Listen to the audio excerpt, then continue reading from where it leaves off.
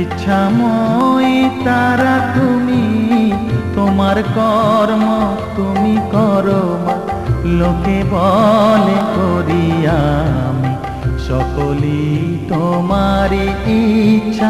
ইচ্ছাময়ী তারা তুমি, তোমার কর্ম তুমি করো মা, লোকে বলে করি আমি সকলই তোমারই ইচ্ছা।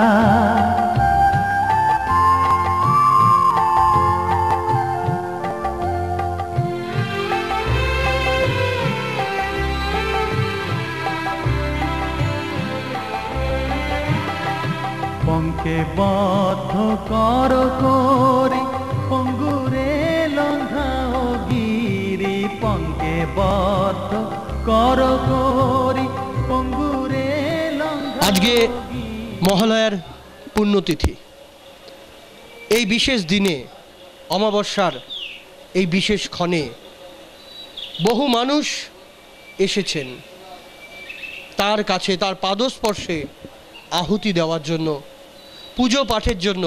কেউ বা এসেছেন দীক্ষা নেবার জন্য। গুরু নির্বাচন করেছেন তারা, যাকে তার কাছ থেকে আজকে সেই গুরু মন্ত্র নেবেন।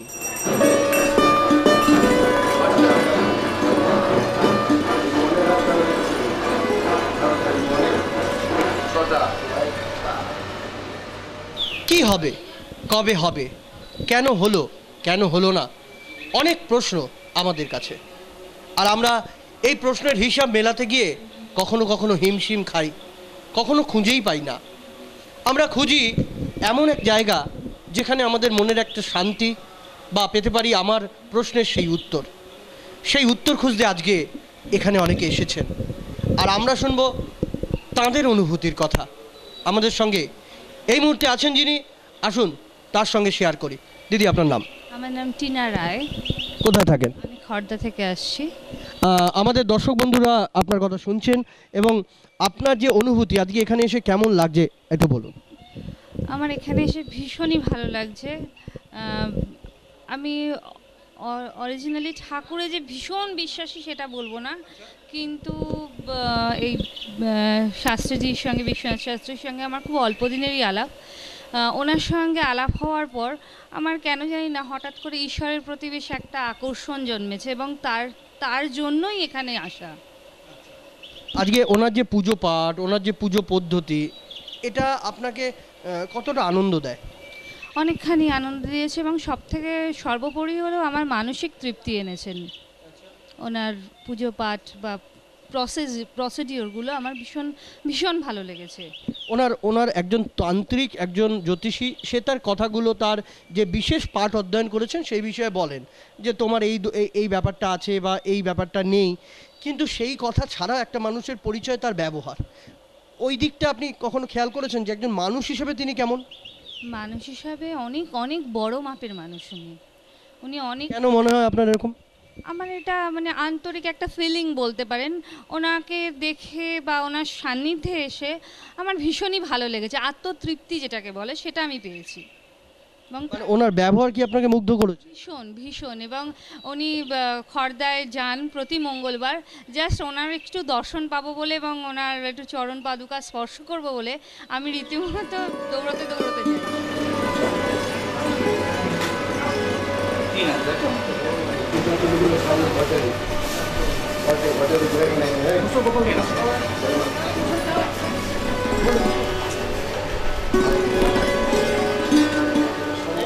আমার বাড়িতে ছুটে গেছেন, ছুটে গিয়ে আমাকে দেখে আসলো, মাথায় আশীর্বাদ করলো, মন্ত্রহন্ত্র পড়ে অনেক কিছু বিছানার তলায় অনেক কিছু রেখে এসছে।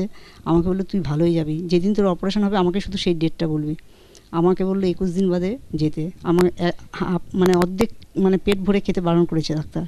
আমি 21 দিন বাদে আবার সব রিপোর্ট করে সেখানে যাই। বলে আপনার কি হয়েছে? আমি যে কেন আপনি গলব্লাডারের অপারেশন করবেন না? বলে কোথায় আপনার স্টোন হয়েছে আপনি দেখান তো। মানে সমস্ত রিপোর্টে লেখা আছে স্টোন হয়েছে, কিন্তু কি বলবো বাবা মানে 3 দিন আগে আমার বাড়িতে গিয়ে আমাকে আশীর্বাদ করে করে এসছে।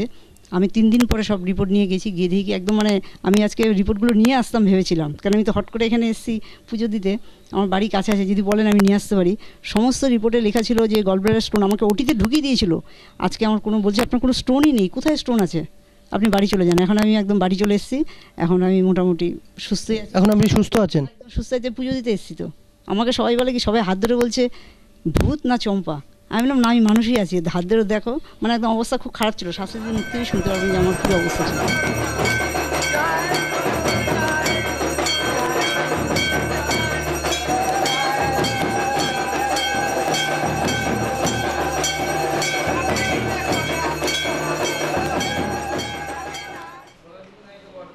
শাশুড়িমায়ের জন্য আসার পরে মানে শাশুড়িমার টিভি প্রোগ্রামে দেখেছিলেন বাবার ব্যাপারটা, মানে বাবার এই প্রোগ্রাম দেখেছিলেন।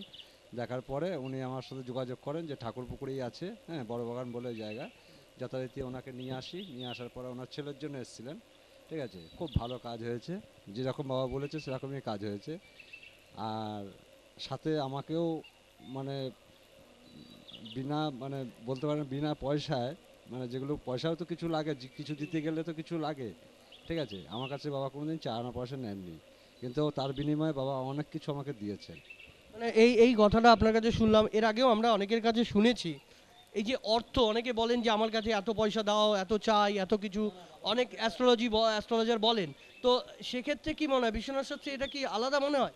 অবশ্যই আলাদা। আমি অন্য কারোর কথা বলতে পারবো না, মানে কারো কাছে যাইনি আমি বাবার কাছে অ্যাস্ট্রোলজার বলতে। আপনি যেটা বলছেন এটা তো আপনার কাছে সত্যি যে উনি কোনো পয়সা করি আপনার থেকে নেননি, আপনাকে জিনিস দিয়েছে। হ্যাঁ, জিনিস আপনি এটা সত্যি বলছেন তো? আমার ছেলেকে দিয়েছে, ঠিক আছে। আমার ছেলের নাম প্রিয়াংশু দাস। আমার না, আমি বলছি আপনি এটা কোনো আবেগে বলছেন না তো? কেন আবেগে বলবো, কেন?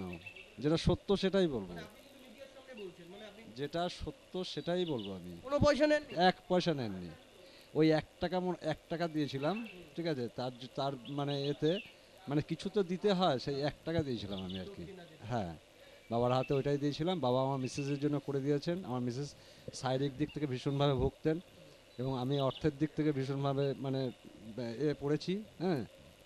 তা যাই হোক, তা সেই জায়গাগুলো আমার আস্তে আস্তে আস্তে আস্তে এই 1 বছরের মধ্যে আমি অনেক অনেক উন্নত করতে পেরেছি বাবার কাছে আসার পর।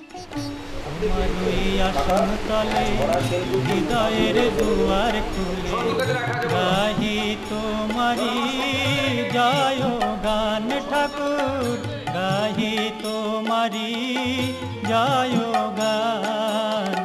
তোমার ওই আসন তলে হৃদয়ের দুয়ার খুলে গাহি তোমারি জয় গান ঠাকুর, গাহি তোমারি জয় গান।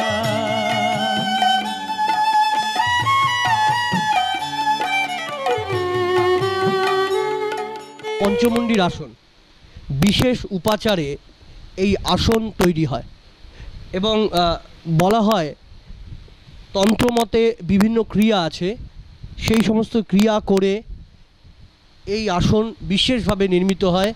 এবং এর জন্য কোনো কোনো সময় দেখা যায় অনেক অপেক্ষার পর, কারণ এর যা উপাচার বা এর যা জিনিস লাগে তার জন্য অনেক অপেক্ষা করতে হয়, এবং সেই অপেক্ষার পর এই আসন তৈরি হয়। যারা সাধনা করেন, শোনা যায় যে যারা সাধনা করেন বা সেই মার্গে না থাকেন, এই আসন নাকি তারা যদি এই আসনে বসে সাধনা করেন বা পুজো পাঠ করেন, তাহলে কিন্তু তারা এই আসনে বসতে পারেন না।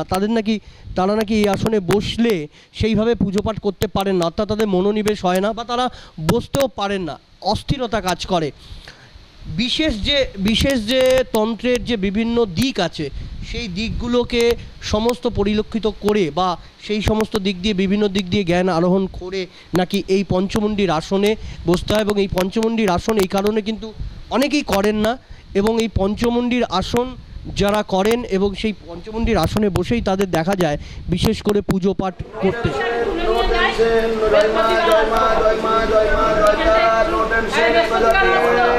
তারা ব্রহ্মময়ে তজটে, তারা ব্রহ্মময়ে তজটে।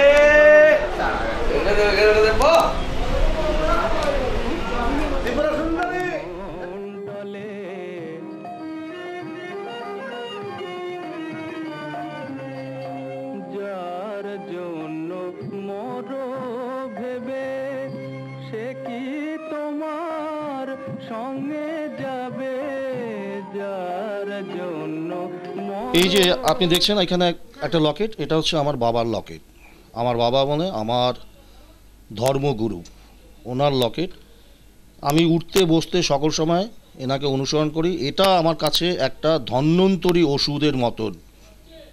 এটা যখন আমার কাছে থাকে আমি মনে করি যে জীবনে কোনো হয়তো বিপদ আসবে না যেটাতে আমাকে কোনো রকমভাবে আমাকে বাধা বিপত্তিতে ফেলতে পারে।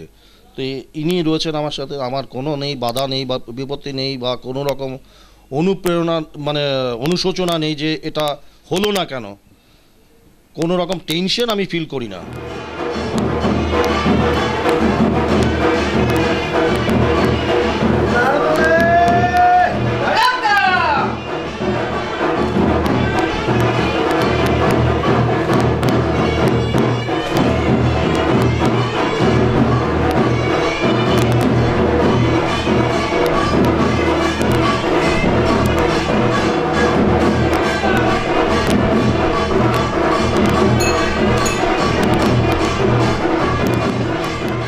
প্রতি বছর বলতে প্রায় রোজই প্রায় আসা হয়। আসলে আমাদের গাছের ফুল দিয়েই ওনার মানে মা কালীর পুজো হয়। আর আমি যে কোনো মানে জায়গায় যাওয়ার আগে, যেমন কোনো পরীক্ষার আগে বা যে কোনো ইন্টারভিউ দেওয়ার আগে সবসময় ওনার কাছে এসে পরামর্শ নিয়ে যাই এবং পেন ওনার মা কালীর পাতে ছুঁয়ে নিয়ে যাই। তো আমার খুবই ভালো লাগে এবং আমি সফলও হয়েছি অনেকবার। তুমি এখন কি পড়ছো? আমি ফুড অ্যান্ড নিউট্রিশন অনার্স করছি। আচ্ছা, তো ছোটবেলা থেকে যে এখানে আসছো এবং বাবার সাথে তোমার পরিচয় বা সেখানে যে যাতায়াত যে জায়গাটা তৈরি হয়েছে, সেখান থেকে তুমি মানে একটা দুটো আমাকে বলো যে কীরকম ফল পেয়েছো, মানে কয়েকটা উদাহরণ, একটা দুটো উদাহরণ। একটা দুটো উদাহরণ বলতে উনি পরীক্ষার আগে তো উনি বলেই দেন যে এরকম আমার কাছে পেন আসি, পড়িয়ে যাই পেন পড়িয়ে নিয়ে যাওয়ার পর মানে রেজাল্ট বেরোনোর আগে আসি ওনার কাছে। তো উনি আগে থেকেই বলে দেন যে তোর এই রেজাল্টটা হবে। তো তারপরে যেই দেখি তারপরে দেখি ঠিক মিলেই গেছে। বিশ্বাসে মিলাই বস্তু তর্কে বহুদূর। মানুষের মনের যে যে ভেতরের সারা, এখান থেকে বহুবার প্রমাণিত হয়েছে যে মনের তাগিদ বা মন থেকে অনেক কিছু চাইলে, মন থেকে সেইভাবে তাকে ডাকলে, তাকে কেউ দেখেছি কি না দেখেছি অন্য প্রশ্ন, কিন্তু সারা পাওয়া যায়, এ বহু মনীষী বলে গেছেন। যেন তার সেই অনুভূতি বোঝা যায়, যেই অনুভূতি পেয়েছেন উনি, যেখান থেকে তার বিশ্বাস, তিনি আপ্লুতভাবে যে কথা বলছেন, যে কথা আপনারা শুনছেন, কেউ বা আপনাদের মনের কথা বলে উঠছেন, আর আমরা সেই কথাই আপনাদের সামনে তাদের বিভিন্ন কথা, তাদের অভিজ্ঞতার কথা আপনাদের সামনে তুলে ধরছি। আমরা এই কথাই বলি যে মানুষের কল্যাণের জন্য, মানুষের পাশে থাকবার জন্য যিনি পরিশ্রম করেন, যিনি মানুষের পাশে থাকবার জন্য ব্রতী হন, তিনি মানুষের কল্যাণের জন্য যে অদম্য ইচ্ছা, এটাই তো অনেক বড় ব্যাপার। মানুষের পাশে থাকবার জন্য কজন চেষ্টা করেন, মানুষের কাছে যাবার জন্য অনেকে অনেক রকম ভনিতা করলেও কিন্তু বেশি দিন তা টিকিয়ে রাখা যায় না। কারণ পরিভাষায় একটা কথা বলে, a man can full one man for some time, some man for all time, but not all man for all time. সকল মানুষকে সকল সময়ের জন্য বোকা বানানো যায় না। তাই দীর্ঘ 20 বছর 22 বছর ধরে বহু মানুষ যেখানে আসছেন, তাদের বিশ্বাস, তাদের ভালোবাসা, তার প্রতি আমরা চাই মানুষের পাশে তিনি থাকুন, মানুষের কাছে আরও আরও মনের মণিকোঠায় জায়গা দিন।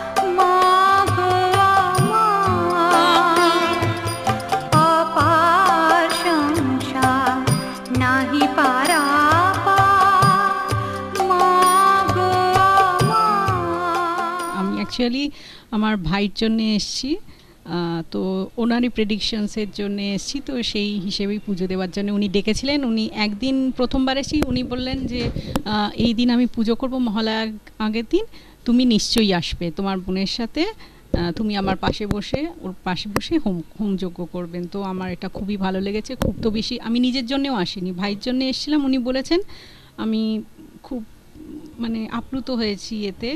আর আগে যেনারা বলে গেলেন যে খুব মানে ওনার গল ব্লাডারে স্টোন ছিল, পরে দেখা গেল নি।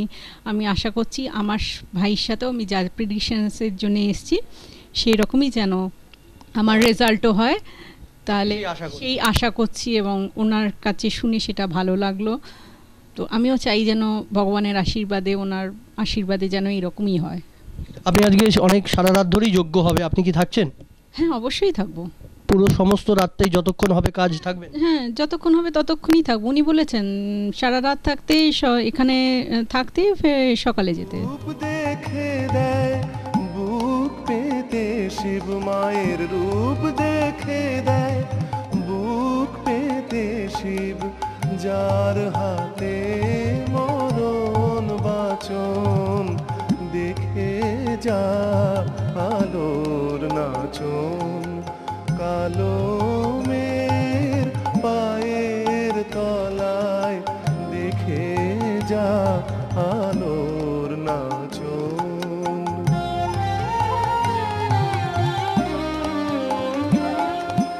কালো মের আধার কোলে শিশু রবি শশী দোলে, কালো মের আধার কোলে শিশু রবি শশী দোলে।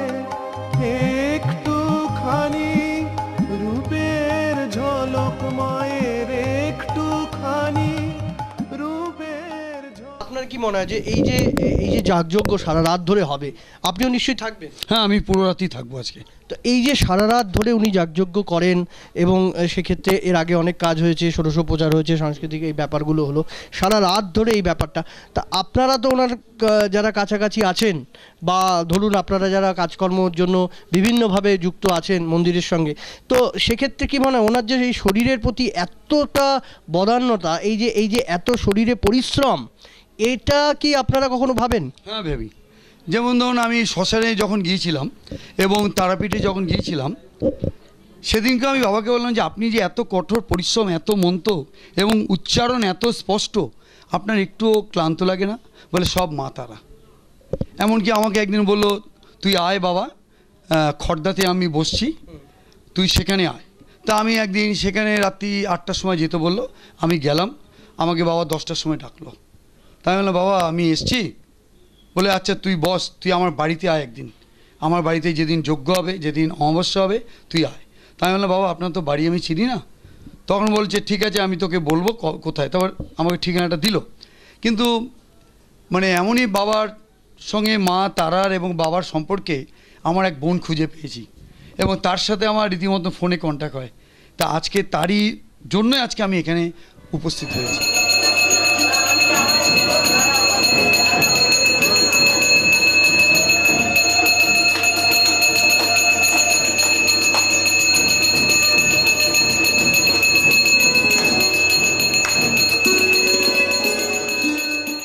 কলিগের থ্রু দিয়ে এসছিলাম, মানে একটু ছেলের এই কালসর্পযোগ এইসব একটু প্রবলেম ছিল, তো ওনার কাছে একটু সলিউশনের জন্য এসেছিলাম। তো উনি বললেন যে মহালয়াতে পুজো হবে, যজ্ঞ হবে, ওখানে রিমেডিটাও দিয়ে দেবে ছেলের, ওই জন্যেই মেনলি আসা। তো আপনার এখানে এসে কীরকম অনুভূতিটা হচ্ছে? মানে আরও অন্যান্য জায়গায় পুজো পাঠ দেখেছেন, এখানেও দেখছেন, কীরকম একটু আলাদা লাগছে কি না একই রকম লাগে? কেন আমি ফার্স্ট টাইম যখন মিট করেছি, as if he has some power. কেননা উনি যেভাবে প্রেডিকশনসগুলো করে, মানে without seeing anything, without any date of birth, খুব ভালো লেগেছে আমার। মনে হয়েছে মানে হি হ্যাজ সাম পাওয়ার। আপনি কি শুধু ছেলের জন্যই এসছেন এখানে? ছেলে, আমার হাজব্যান্ড, আমি সবই আর কি। মেন এসেছিলাম ছেলের জন্য, মানে আফটার মিটিং হিম তখন মনে হয়েছে যে আমাদের প্রবলেমগুলো একটু বলি।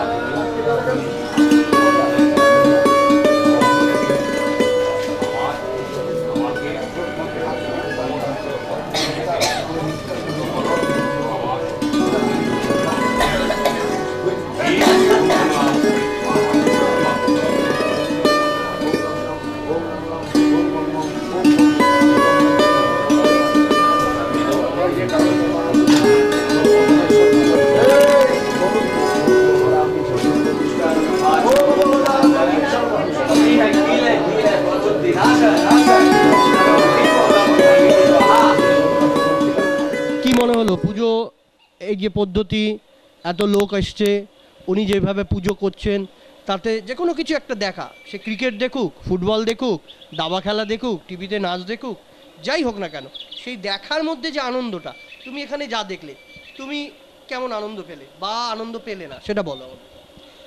না, আমার ভালোই লেগেছে ওখানে, ওরকম মানে ওরকমভাবে যে বাবা বলছিলেন, আমার ভালোই লেগেছে, আনন্দই লেগেছে। ওনার কথা এগুলো ভালো লেগেছে? হ্যাঁ, ভালো লেগেছে আমার। আমি আসলে প্রথমবার এসেছি তো, হ্যাঁ ভালো লেগেছে আমার। ভালো লেগেছে? ভালো লেগেছে। আমি আগেও দেখেছি, আজকেও আসলাম। এটা তো মানে ভাষায় ভাষায় বর্ণনা করার মতন নয়, মানে সরাসরি ঠাকুর দর্শনের মতনই লাগলো। আর বাবার আরতি মানে তো তার একটা আলাদা মাধুর্য আছে। এই আলাদা মাধুর্য কথাটা কেন বললেন আপনি? বাবার আরতি মানে আলাদা মাধুর্য, এটার বিষয়ে যদি একটু বলেন। আসলে আমি ছোটবেলা থেকে ঈশ্বরপ্রেমী, বিভিন্ন মন্দিরে আমি গেছি, 2-3 মাস অন্তর তারাপীঠে যাই। কিন্তু বাবার যে আরতি, যে তার যে ভক্তি, তার শ্রদ্ধা, মাকে ডাকার যে আকুল প্রার্থনা, আমি ঠিক অন্য কোথাও পাইনি। বাবার কাছে অনেকদিন ধরে আসছি। কতদিন হলো আপনি এখানে আসছেন? বাবার কাছে আমি আসছি তাও প্রায় বছরখানেকের কাছাকাছি। বিভিন্ন কাজে নিয়ে এসেছিলাম। আপনার সেই কাজগুলো মানে সফলতার পথে এগোচ্ছে এই রকম কিছু মনে হচ্ছে কিনা, বা কোনো ফল পেয়েছেন কিনা, বা কাজ হচ্ছে কিনা, সে বিষয়ে যদি একটু বলেন। ফল মানে প্রচুর ফল পেয়েছি।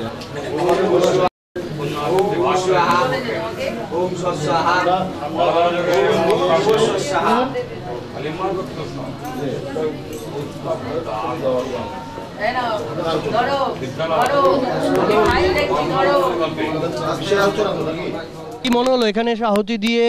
এখানে এসেই ভালো হয়েছি। এখানে এসে ভালো হয়েছে? আমি একদম প্যারিসের মতন ছিলাম। তাই? তা আপনার কিভাবে ভালো হয়েছেন, কি মনে হয়? আমার কাজ করেই ভালো করেছি, এটা আপনার বিশ্বাস? হ্যাঁ। তার ওষুধ আমার কাজ করছিল, আমার এখানে এসেই ভালো হয়েছে। আপনি ওনাকে কি গুরু হিসাবে মানেন? হাওড়ার ওখানে আমি প্রত্যেক সপ্তাহে আসলে প্রত্যেক সপ্তাহে যাই। বাবা আমাকে ভালো বলছে, আমার তাড়াতাড়ি ছেড়ে দিল তো। কেমন লাগে আপনার? খুব ভালো। শাস্ত্রীজিকে কেমন লাগে? খুব ভালো। আপনার কি মনে হয় বিশ্বনাথ শাস্ত্রী একজন মানুষ হিসাবে, ওনাকে যদি বলি একজন মানুষ হিসাবে, আপনি তো দেখেছেন কাছ থেকে, আপনি একজন শিষ্যা, তো সেক্ষেত্রে একজন মানুষ হিসাবে তিনি কিরকম, আপনি কি বলবেন? মানুষ হিসেবে তো উনি অতুলনীয় একজন মানুষ। কারণ আমি তো অনেকের সাথে মিশেছি, মানে আমার কর্মজীবনের কথাই বলি, আমি বিভিন্ন রকমের মানুষের সাথে মিশেছি এবং বিভিন্ন জায়গায় গিয়ে থাকতে হচ্ছে আমাকে, তো সেই জন্য বিভিন্ন রকমের মানুষের সাথে মিশেছি। তো বাবার তো তুলনাই হয় না। বাবা মানুষ হিসেবে একজন এত ভালো মানুষ, যার কাছে এলে খারাপ মানুষও ভালো হয়ে যাবে। আপনি এখানে যতদিন ধরে আসছেন, আপনি হয়তো প্রথম পরিচয় আপনার সঙ্গে কোনো কাজ করার ব্যাপারে আপনি হয়তো এসেছেন, আপনি কি সেরকম ব্যক্তিগত জীবনে আপনার যা উদ্দেশ্য সেই কাজ আপনি পেয়েছেন? উপকার বলুন। উপকার বলতে অ্যাকচুয়ালি আমি তো এখানে এসে আলাপ হয়নি, আসামে বাবার সাথে আমার আলাপ হয়েছিল। কামাখ্যাতে বাবার আশ্রম আছে, ওখানে উনি যান, তো ওখানেই ওনার সাথে আমার আলাপ হয়েছিল। আমি সেরমভাবে কোনো কাজ বাবাকে বলিনি যে এটা করতে হবে, বা স্টোন নেওয়া বা হাত দেখানো। বাবা কিন্তু সবার সাথে যে স্টোন নেওয়ার ব্যাপারেই সম্পর্ক হয় বা হাত দেখালেই সম্পর্ক হয় তা কিন্তু নয়। বাবা এমন একজন মানুষ যে তার ভালোবাসা দিয়ে প্রত্যেকটা মানুষকে সে জয় করে নেয়, তো সেই ভালোবাসার টানে এখানে আসা। তবে হ্যাঁ, কখনো কখনো কোনো ব্যাপারে আমি খুব কনফিউজ হয়ে গেলে বাবাকে অবশ্যই জিজ্ঞেস করি যে বাবা এটা কি হবে না হবে, তখন কিন্তু সেই প্রশ্নের উত্তর আমি বাবার কাছে পেয়েছি।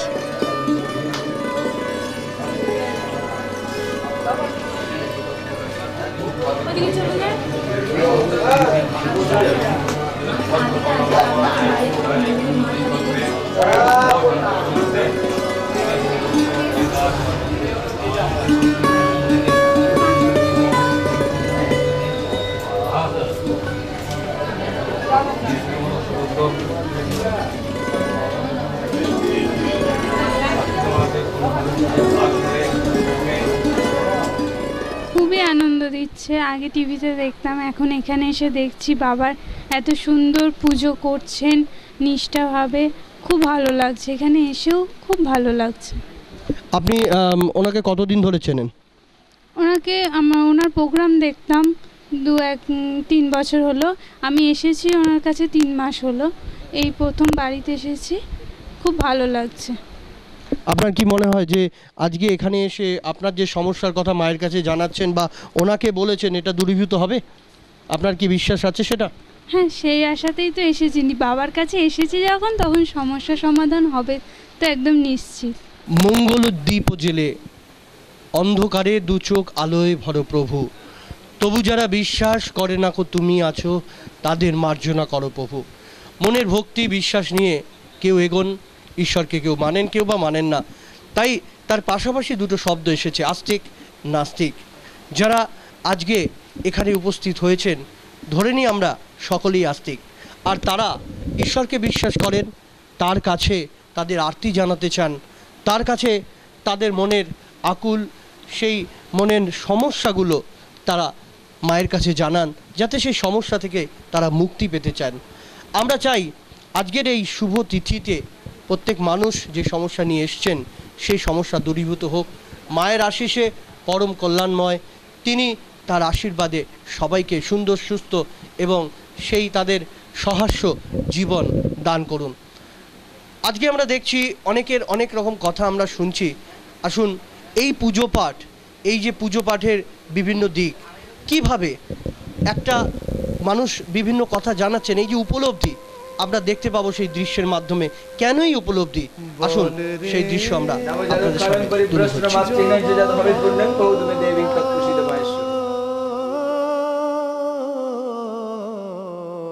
তো আজকে আমার আস্থা আছে, যে বাবার প্রতি আস্থা আছে, বিশ্বনাথ শাস্ত্রীর প্রতি আস্থা আছে। যাই মনে করি আমি যে বাসনা নিয়ে এসেছি বা আমি যে আশা নিয়ে, মনের আশা নিয়ে এসেছি, আমি আমার পূর্ণ আস্থা আছে আজকে দেবীপক্ষের সূচনা আমি যদি আহুতি দিই, যে আশা নিয়ে আমি আহুতি দেবো, ডেফিনেটলি আমার সেই আহুতি আজকে, সেই আশা আমার আজকে। এই যে পূর্ণ আস্থা আছে বলছেন, মানে সেটা কোনো অভিজ্ঞতা থেকে বলছেন আপনি? কারণ বাবার কাছে আমি আসছি বিগত 3 বছর ধরে, তো সুতরাং আমার বাবার প্রতি আস্থা আছে, মায়ের প্রতি সবচেয়ে সর্বোপরি, আমার কাছে সর্বোপরি মায়ের কাছে সবচেয়ে অবস্থা আছে। সুতরাং আমি তার জন্যই আজকে অপেক্ষা করছি, যে লম্বা লাইন, প্রচুর লোক আছে। কীরকম লাগছে এই পরিবেশ? আমি আপনাকে সেটা বলে আমি আপনাকে বোঝাতে পারবো না, সে যে কি আনন্দ, সেই ভাষা নেই আপনার কাছে? আমার কাছে ভাষা নেই আজকে সেও প্রকাশ করার মতন। আজকে স্বপ্নেই পেয়েছি। কিরকম একটু বলবেন আমাদের? আমি ঘুমের ঘরে দেখেছি বাবা মা তারার পুজো করছে। তখন আমার বাড়িতে টিভি ছিল না, আমি মাকে বলেছি, মা বলেছে হয়তো তুমি স্বপ্ন দেখেছো কোনো মেয়েকে। তারপরে একদিনকার খবরের কাগজে দেখার পরে বাড়িতে যখন টিভি এলো, তখন বাবার চ্যানেলে দেখলাম। তখন আমি বাবার সঙ্গে দেখা করি 8 বছর আগে টাঙ্গুলা পার্কে। মাকেই নিয়ে গেছিলাম, আমার বাবা অসুস্থ ছিল। তা মাকে কিছু দিয়েছিলেন, মা উপকার পেয়েছিল, মানে আমাদের দাদাদের বিষয়ে বলেছিলেন। তা মা উপকার পাওয়ার পরে আমরা আবার আসি বাবার কাছে, প্রত্যেক বছরই 2-3 বার করে আসি। আসার পরে আমার বাবার খুব শরীর খারাপ হয়েছিল, আমার ঠাকুমা বেঁচে ছিলেন। তখন এসে বাবা তখন বললেন তোর বাবা আগে যাবে আর মা ঠাকুমার শরীর পরে যাবে। হ্যাঁ, সেই বলে বাবার যে কথা, যে কলম পিষে দিয়েছিলেন সেই কলমেরই কাজ হয়েছে। বাবা আগে চলে গেছে আর ঠাকুমা পরে গেছে। ছোট ছোট করে খালি করে প্রত্যেকটা মাথায় একটা করে ওটা ভাগ আছে, দেখ তাহলে ওটা মাথায় কেটে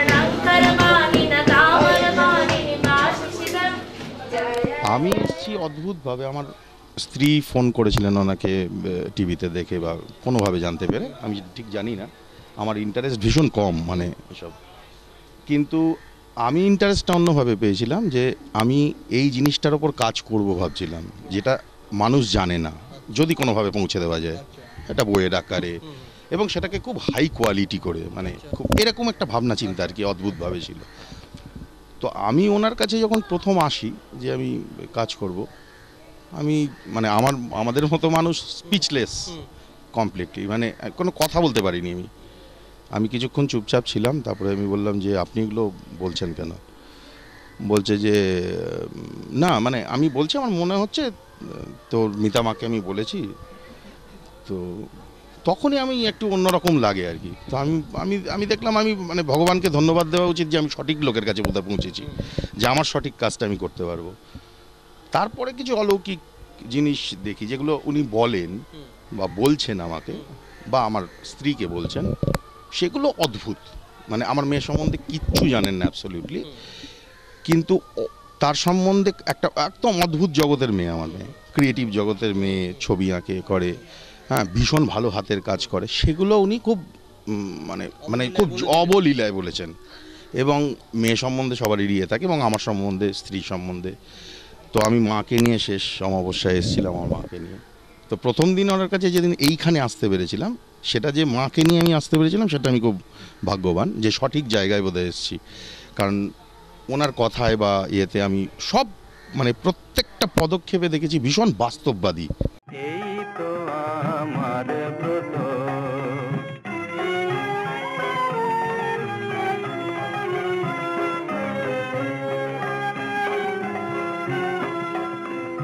আমি যা পেয়েছি জীবন ভরে, উঠল না তাই হৃদয় ভরে। যা পেয়েছি জীবন ভরে, উঠল না তাই হৃদয় ভরে। এখন পর্যন্ত গুরুদেব আমাকে যেভাবে শিক্ষা দিয়েছেন, পঞ্চক্রিয়া, পঞ্চতত্ত্ব, পঞ্চরত্ন, পঞ্চগব্য, পঞ্চশস্য, পঞ্চমকা, এই যে অনেকে বলে কারণ, তান্ত্রিকরা সব কারণ খায়, অবশ্যই খায়। কারণ তত্ত্ব সম্বন্ধে যারা বলছেন ওনারা জানেন কারণের কি মাহাত্ম্য আছে, কারণ কেন খাওয়া হয়, কারণ কেন শোধন করা হয়, এখানে কারণের দরকার আছে। অনেকে নিজে সাধু থাকবার জন্যে বলে আমি কোনোদিন কারণ খাই না, অথচ চেম্বারে অনেকগুলি লোক দেখার পর তার মাথাটা ঝিমঝিম করে রাত্রেবেলা ঘরে এসে খায়। ওসব আমি বলবো না বাবা, বলার দরকার নেই। কিন্তু আমার পঞ্চমুখায় কাজ হবে, পঞ্চতত্ত্বে কাজ হবে, সুরাতত্ত্বে কাজ হবে, ব্রহ্মতত্ত্বে কাজ হবে, ক্রিয়াতত্ত্বে কাজ হবে, সবই মায়ের আশীর্বাদ। অতএব পঞ্চমুখা যেটা লাগে, যারা অভিষিক্ত হয়েছেন, যারা সত্যিকারের কলকাতা শহর তথা পশ্চিমবঙ্গের কিছু কিছু অভিষিক্ত তন্ত্র সাধক আছেন, তারা পঞ্চমুখা সম্বন্ধে বোঝেন আমি মনে করি। অর্থাৎ আমার সেইভাবেই সাধনা আসছে, সেই আসনেই আমি বসে আছি। অগণিত ভক্ত শিষ্য আসেন আমার কাছে, হয়তো তাদের ভালোবাসা এবং আমার কর্মকাণ্ড, আমার কর্মক্রিয়া, তবে পঞ্চমুণ্ডের আসন কলকাতা শহরে খুব কম আছে। আর একটা এই প্রসঙ্গে কথা বলি, এ মা ছিন্নমস্তা, মা ছিন্নমস্তার কিন্তু একটা বিরাট রূপ। দেবী প্রপন্নাতং প্রসীদং বিশ্বেশ্বরী তমগম শাশ্বতী দেবী ওং বৈরচন্ন হয়ে বিদ্মহে তন্নে ছিন্নমস্তা হয়ে প্রচোদয়াতং ডাকিনী যোগিনী বল্লিনী কামিনী ছাং ছিং ছ ছিং ছং ছা হং ছিন্নমস্তা ওই নাও।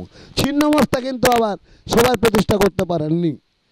আমার কাকা একজন বড় তন্ত্র সাধক আমাকে বলল, দশমান বিদ্যার মধ্যে ছিন্নমস্তা পড়ে, ওটাই তো ঠিক ছিল, তুই আবার বেদিতে প্রতিষ্ঠা করতে গেলি কেন? কাকা আমার মন এসেছে কাকু, করেছি। তো ছিন্নমস্তা পুজো করতে গেলে লাল ফুল, লাল ফল, লাল কারণ, রক্তবস্ত্র এবং রক্ত অবশ্যই চাই। তো আমার ছিন্নমস্তা মায়ের এমন কৃপা আছেন, আজকে আমি মহালয়ার আসনে বলছি, কেউ না কেউ রক্ত আমি আগে নিজেই দিতাম। তারপরে আমার অগণিত ভক্ত শিষ্য যাদের রাহুর দোষ আছে, রাহু যাদের খুব ডিস্টার্ব করছে, তারা মানত করে যায় যে আমি এই মন্দিরে আমার যদি এটা স্বপ্ন পূরণ হয় আমি রক্ত দিয়ে মায়ের পুজো দেব। ওইটাই তো ছিন্নমস্তা। রক্ত তো সবার সমান গো, আমার রক্তটি লাল, তোমারটি কি নীল? আমার এই স্থানটাকে মহামিলন বলেছে কেন?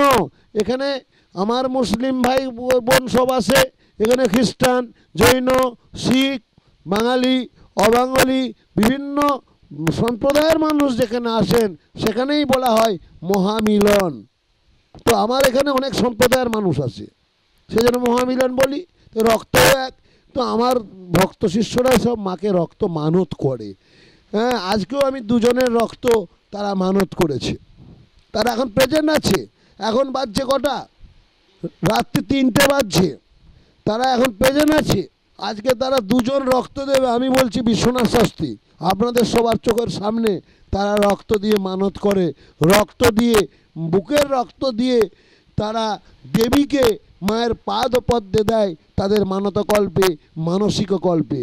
মানসিক মনে মানত, সেই মানত তাদের হয়তো পূর্ণ হয়েছে বা পূর্ণ হওয়ার জন্য কিছু করণীয় আছে, সেই জন্যেই আমার রক্ত লাগে, মানে রক্ত এসে যায়। এত হাজার হাজার ভক্তের মধ্যে কেউ না কেউ দিয়ে যায়। তো এইটাই আমার পুজো, এবং এইভাবেই মাকে জানাই। আমি অত বড় তান্ত্রিক নয়, তন্ত্রসাধক নয়, আমি শুধু মাকে একটা কথাই বলি, মাগো মন্ত্রহীনং ক্রিয়াহীনং ভক্তিহীনং সুরেশ্বরী যৎপূজিতং ময়া দেবীং পরিপূর্ণং দদস্তমি। জানি না তন্ত্র, জানি না মন্ত্র, করি না কোনো সাধনা, শুধু তারা তারা বলে ভাসি নয়ন জলে। একবার দেখা দে মা, মাগো একবার কাছে আয় মা। আমি জানি না তন্ত্র, জানি না মন্ত্র, করি না কোনো সাধনা, শুধু তারা তারা বলে হাসি নয়ন জলে। একবার দেখা দে মা, মাগো একবার কাছে আয় মা। জয় মা, জয় মা, জয় মা। আমার হাজব্যান্ড, আমি আমার বাচ্চা। তো আমার হাজব্যান্ড খুব অসুস্থ হয়ে পড়েন, আমি রাস্তাঘাট চিনতাম না, তো এক হসপিটালে নিয়ে গেছিলাম। সেখানে এমন ভুল ট্রিটমেন্ট করেন যে আমার হাজব্যান্ড পুরো শয্যাশায়ী হয়ে পড়ে। তারপরে বাবা ঝেড়ে দিয়ে, বাবার কবজ দিয়ে, জল দিয়ে, সব কিছু দিয়ে বাবা আজকে আমার হাজব্যান্ডকে সুস্থ করে তুলেছেন। মানে আমি বাবার কাছে খুবই কৃতজ্ঞ। আপনি বুঝতে পারছি আপনার প্রচণ্ড আবেগ আসছে, কারণ সেই কথার মধ্যে আপনি একটা কথা বললেন আমাদের, যে গুরু অর্থাৎ গুরু যিনি হচ্ছে অন্ধকার থেকে আলোতে নিয়ে যান, তিনি হচ্ছে গুরু। এবং এই গুরু নির্বাচন এটা একটা বিশেষ দিক, কারণ যে কোনো কাউকে তো গুরু বলা যায় না, এবং তার মধ্যে সেই গুণ, তার অধ্যাবসায়, তার প্রতি তার ত্যাগ, তার এই যে ব্যাপারগুলো থেকে গুরুর একটা ব্যাপার হয়। আপনি ওনার মধ্যে কি দেখলেন যেতে মনে হলো যে ওনার কাছ থেকে আমি দীক্ষা নেব? দীক্ষা মানে একটা বড় ব্যাপার, কি দেখলেন ওনার? মানে কি বলবো, ঈশ্বর যে একটা জিনিস, সেটাই আমি ওনার কাছে দেখেছি ওনার মধ্যে। হ্যাঁ, সেই জন্য আমি ওনার কাছে দীক্ষা নিয়েছি। হ্যাঁ, মানে রামকৃষ্ণদেব যেভাবে আমরা করি, সেভাবেই আমি বাবাকে দেখি, সেই জন্য বাবার কাছে দীক্ষাটা নিয়েছি আমি। ওনাকে টিভিতে দেখে আমরা 3 ভাই, টিভিতে অনেকেই তো বসে, হ্যাঁ 3 ভাইকে ওনাদের দেখেছিলাম, কিন্তু ওনাদের 3 ভাইয়ের মধ্যে বাবাকেই খুব ভালো লেগেছে। আপনি যেটা কথা বলছেন যে আপনি টিভিতে ওনাদের অনুষ্ঠান দেখেছেন, অন্যান্যদের অনুষ্ঠান দেখেছেন, ওনাকে ভালো লেগেছে, কি কোন দিকটা ওনার ভালো লাগালো? অনেকেই অনেক কথা বলেন, এতগুলো নক্ষত্র রয়েছে, এতগুলো গ্রহ রয়েছে, এই ব্যাপার রয়েছে, ভৌম দোষ, কাল সর্পদোষ, শনির 7.5, অনেকেই বলেন। কি ওনার বিশেষ ব্যাপারটা লাগলো যেটা আপনাকে এখানে সেই সামনাগর থেকে এখানে ছুটে নিয়ে এসছে, এত রাত করে আপনি এখানে রয়েছেন, যজ্ঞ আহুতি দেবেন, কি ব্যাপার? মানে ওনার ব্যাপারটা খুব ভালো, মানে কথাবার্তা ভীষণ ভালো, সেটা আপনাকে টেনে নিয়ে এসছে। হ্যাঁ, এসে কি দেখলেন? দুটোর মিল আছে? ওনার যে ব্যবহার আপনি দেখেছেন এখানে, যেটা উনি টিভিতে যা বলেন, সামনাসামনি কি তাই করেন? সেটাই বলে, সেটা বলেন, মন থেকে বলছেন। আপনি যেই কাজের জন্য এসেছেন সেই কাজটা কি পেয়েছেন? হ্যাঁ পেয়েছি, অনেক কাজ পেয়েছি। অনেক কাজ পেয়েছেন? আপনার সমস্যা আমি জানতে চাইছি না, যেই ধরনের সমস্যা ছিল সেই সমস্যাটা এখন কি মনে হয় যে সেটা আর নেই? মানে আমার ভাসুরের একটা বড় অ্যাক্সিডেন্ট হয়েছিল, ওনার জন্য এসেছিলাম। মানে উনি আগের থেকে অনেক ভালো আছে, বাবার কাছে আসার পর থেকে উনি এখন খুব ভালো আছে, এটাই বলতে চাই। আমরা শুনছি অনুভূতির কথা, উনি কেঁদে ফেলছেন, বুঝতে পারছি আবেগ থেকে, যে অর্থাৎ এই যে শ্রদ্ধা অশ্রু যেটা বলা হয়, শ্রদ্ধা অশ্রু নির্গত হচ্ছে, আমরা দেখতে পাচ্ছি। দিদি, আমি আপনাকে শেষ প্রশ্ন করব। আজকে সারা রাত যজ্ঞ, সারা রাত বহু মানুষ যজ্ঞ করবেন, আপনি মাথায় একটা লাল শালু বেঁধেছেন, এই যজ্ঞে থাকবেন। আপনার কি মনে হয় যজ্ঞ, এই পুজো পাঠ এগুলো যদি মানুষ করে তাহলে মানুষের কি উপকার হয়, কল্যাণ হয়? হ্যাঁ হয়, উপকার হয়। উপকার হয়। ভালোবাসা ছাড়া পৃথিবীতে কিছু নয়। টাকা পয়সা থাকলে গাড়ি বাড়ি বাগান বাড়ি, হ্যাঁ, BMW অনেক কিছু কেনা যায়। আমার মনে হয় ভালোবাসা কেনা যায় না। তো অতএব ভালোবাসাটা আমার আছে, এবং মানুষ আমাকে যে পয়সা দেয়নি তা নয়, আমাকে মানুষ পয়সা দেয়, আমি না চাইলেও দেয়, এটা আমি দেখেছি। আমি দিতে বলিনি, সে যদি কেউ দিয়ে যায় আমাকে, আমি নেব। প্রণামী দিলে না করতে নেই, অহংকারস্য পতনের মূল। অহংকার করো না কেউ। ওরা এত ভালোবাসে, 1 লাখ টাকা বর্তমান শেষা করিতে কোনো গুরুদেবকে দেয় বলে আমার জানা নেই। আমি সেই টাকাটি ভালো কাজেই লাগিয়েছি, আশ্রমে লাগিয়েছি। এবং আমার যে মা আনন্দময়ী শান্তি মিশন ট্রাস্ট করা হয়েছে 11 জন মেম্বার নিয়ে, সেই ট্রাস্টের উদ্দেশ্যে আমাদের সব কিছু করা হচ্ছে। যেমন বস্ত্র বিতরণ আমি করি, কালকে আমার প্রচুর বস্ত্র বিতরণ আছে। আগামী নবমীর দিন জয়রামবাটিতে বস্ত্র বিতরণ আছে। আগামী জ্যৈষ্ঠ মাসে ফলনী অমাবস্যায় তারাপীঠে বস্ত্র বিতরণ আছে। আমার পাড়ায় ব্লাড ডোনেশন ক্যাম্প আমি করি। হয়তো আমি বিশেষ কাজে না থাকলে যেতে পারিনি, কিন্তু আমাকে নিয়ে সব পাড়ার লোক অনুষ্ঠান করে। ব্লাড ডোনেশন ক্যাম্প আমরা প্রতি বছরই ওই আগস্ট মাসে 15 থেকে 18-র মধ্যে করি। হ্যাঁ, তারপরে আমার এই পাড়ায় আমি আমার ওই ভাই সঙ্গ, আমার ভোলা ভাই, হ্যাঁ, তার উদ্যোক্তায় কালী পুজো হয়, আমাকে বিশেষ সম্মানিত করে। আমাকে আজকে 10 বছর ধরে ফিতে কাটায়। হ্যাঁ, এবং শুধু মানে এই এলাকা না, এলাকার বাইরেও, যেমন আমার দুর্গা পুজোয় প্রায় আমি কম রেখেছি, আর 10টা ফিতে কাটা আছে, সেখানে আমাকে যেতে হয়। কারণ সব সময় জ্যোতিষ চেম্বার করলে হবে না, কিছু জায়গায় সামাজিক কাজ আমার মনে হয় করা উচিত। আর ওই ব্লাড ডোনেশন ক্যাম্প, আর ওই বস্ত্র বিতরণ, আর ওই গরিব মেয়েদের কিছু কিছু বিয়ে দিয়া, এটা আমার মানে পেশা না, নেশা প্রথম থেকেই। আমি গ্রামে যখন যাই, আমার জয়রামবাটির গ্রাম, হতদরিদ্র মা বোনদের কাপড়টি হয়তো ছেঁড়া একটু দেখছি খুব, তাদের কথা চিন্তা ভাবনা করি। আমার ভক্ত শিষ্যদের অক্লান্ত মনে সহযোগিতায় যখন যাকে যেটা সে মনে করে। আমাকে কালকে একজন শিষ্যা ফোন করলো, ওর নাম হচ্ছে মিতা সুভাষ। রাজারহাটে থাকে। বাবা, বস্ত্র বিতরণে কটা কাপড় নিয়ে যাব। ওরা আজও আছে এখানে। তুই বস্ত্র বিতরণে কটা কাপড় কি নিয়ে আসবে, সেটা আমি কি বলবো? তো তোর ব্যাপার, আমি বলবো? ওরা এখানে আছে, হয়তো আমার সাক্ষাৎকারটা শুনতে পাচ্ছে। আমি কিন্তু, ওরা ওদিকে যদি বলি 50 পিস দে, এখনই দেবে। মানে ওরা সেই বিশ্বাসেই আমাকে, সেইভাবেই আমাকে দেখে, সেভাবেই আমার সঙ্গে মিশছে। কিন্তু আমি ওটি বলতে পারবো না। তুই বস্ত্র বিতরণ করবি, দাঁড়িয়ে থেকে করবি, কিন্তু তোর যেটা ইচ্ছা মনে হয় সেটা করবি। আমার মন্দিরে যা বস্ত্র পরে আমি সেগুলো দিই, আর বাকি যা শর্ট পরে তোরা সব কালেকশন করে দিস। তো সেটা মানুষের জন্য, ওটা তো আর আমি নেব না, সেটা তোর ব্যাপার। তো এরকম বস্ত্র আমার মনে হয় বিন্দু বিন্দু জলকণার থেকে জলরাশির সৃষ্টি হয়, তাই তো? ওই 5টা 7টা 10টা বস্ত্র করে আমার এত শিষ্য যে দিয়ে গেলে আমি অনেক মানুষকে সঙ্গে, আমি তো থাকবোই, আমি দান করতে স্বচ্ছন্দেই।